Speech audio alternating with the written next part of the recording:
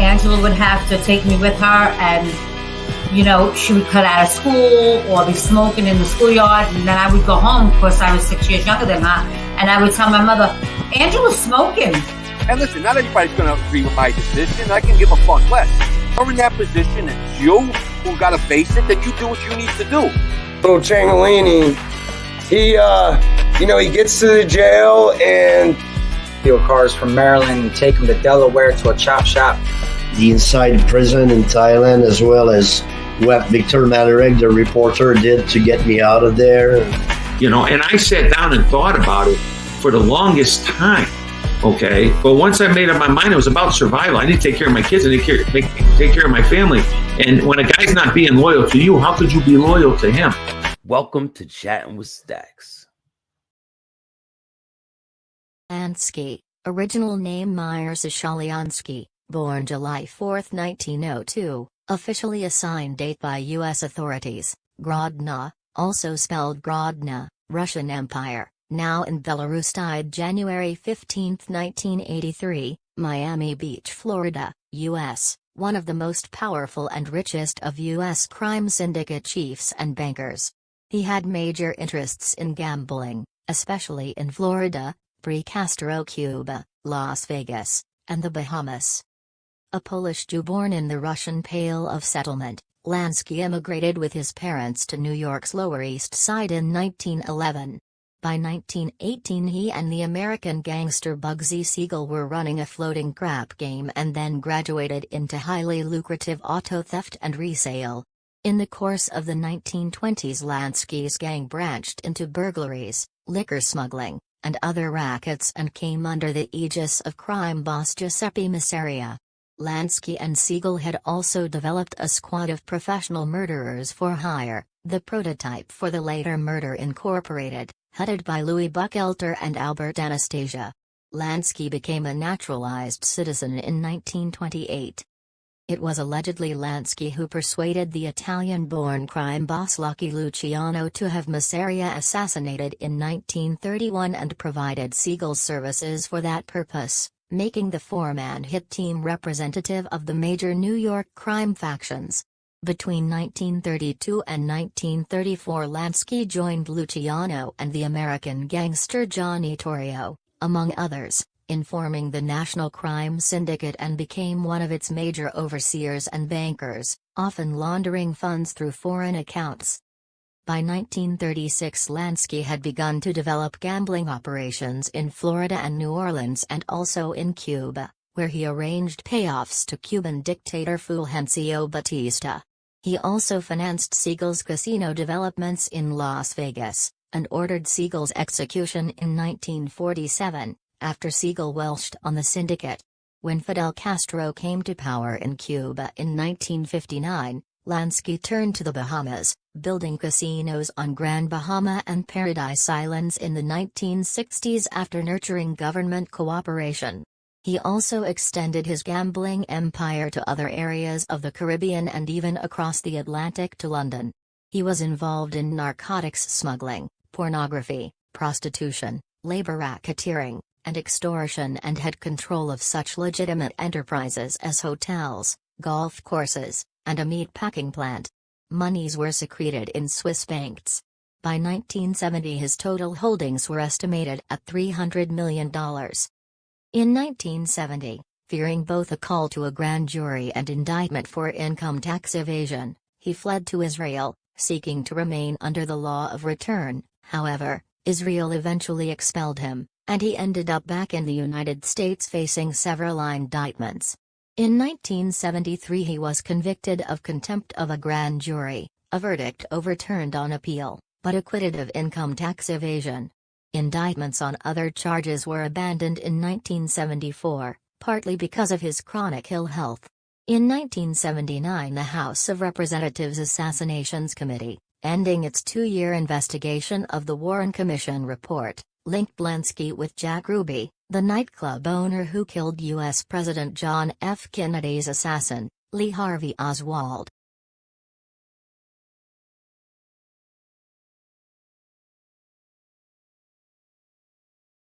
What's good, everybody? I hope you guys like that little short about Meyer Lansky, Got a lot of shows to come.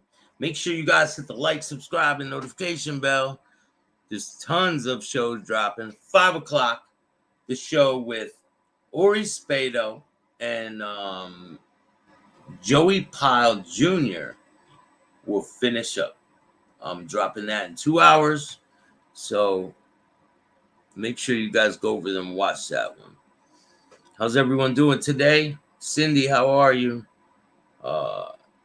Mickey Griggs, how are you, man? Steve, down neck, what's up?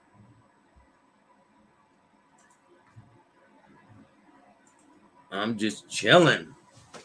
Working on content. I got a lot coming tomorrow night. You guys don't want to miss Jay Davis, comedian Jay Davis will be joining me, and we're going to have a live discussion. He's going to hopefully tell some jokes, and we'll go over some of his career. He's hilarious.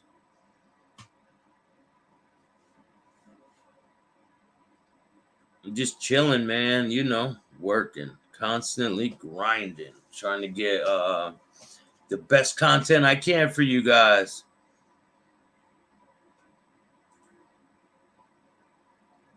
A lot of things going on in the news. Little Boosie is he's in some deep shit right now. But if you guys haven't heard, there was a case going on out of Ohio. Pretty shocking crime that happened. This man killed his own kids in Ohio. And let's see if I can find that case.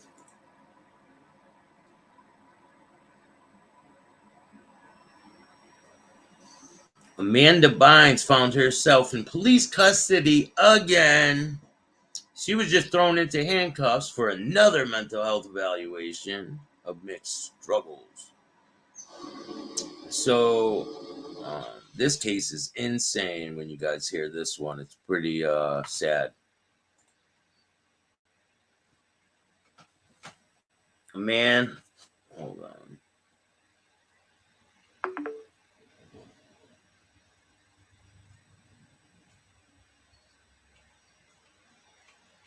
This guy killed his whole family in Ohio.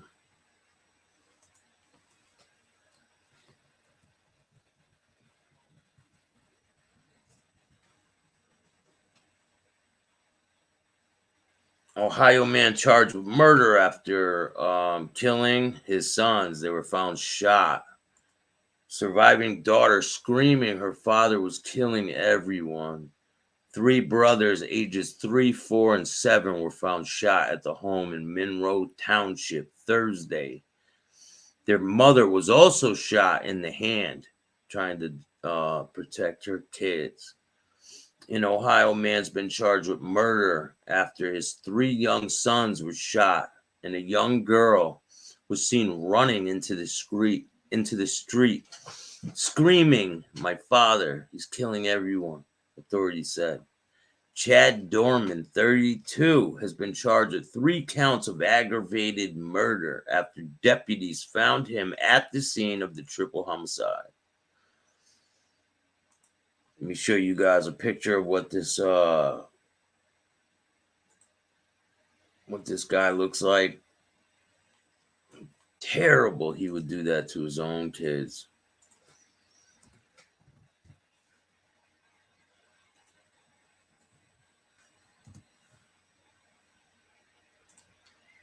Why you would do that is beyond me, but you know, the world is really going bad place right now. I got a picture of him when he gets arrested, and I have a picture of him in court. He looks all disheveled. Really sad situation. Let's see.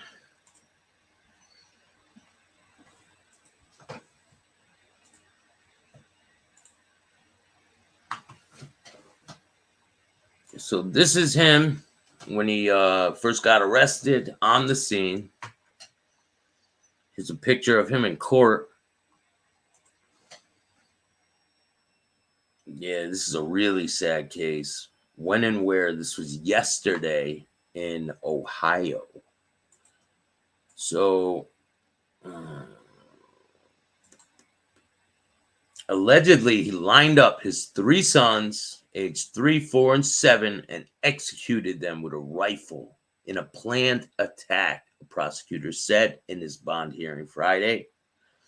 Dispatch have received 2 alarming calls Thursday after 4:30 p.m. One of the young women yelling her babies had been shot. Another from a person driving who reported seeing a young girl running down the road, stating that her father is killing everyone. When deputies responded to the home, 1900 block of Laurel Lindell Road in Monroe Township, about 25 miles southeast of Cincinnati, they found Dorman sitting on the front steps outside of the home. The 3 young brothers were found shot and unresponsive in the home's yard. Paramedics performed life-saving measures, but the boys died at the scene. The mother of the boys, 34-year-old, was shot in the hand. She was found outside of the home and was transported to University Hospital in Cincinnati for non-life-threatening injury. Claremont County Sheriff Robert Lilly broke the news of her son's death at the hospital. Terrible. Dorman was detained without incident at his home and was interviewed by detectives while he was being transported to the jails, being held without bond. There were no signs of forced entry in the home, and sheriff wasn't expecting to search for other suspects. It's not clear what started all of this, but it is clear that his ass is never getting out of prison, and he most likely will die in prison. His life is over, just like Lil Boosie and Casanova. We'll see, though, because one of them, both of them might start cooperating. You never know. Crazier things have happened. But if you guys like this content, make sure you hit the like, subscribe, and notification bell so you can get my videos every time they drop. And if you don't like it, too bad. Start your own podcast. I'll see you guys later. 5 o'clock. Don't be late. And remember, don't be a bitch.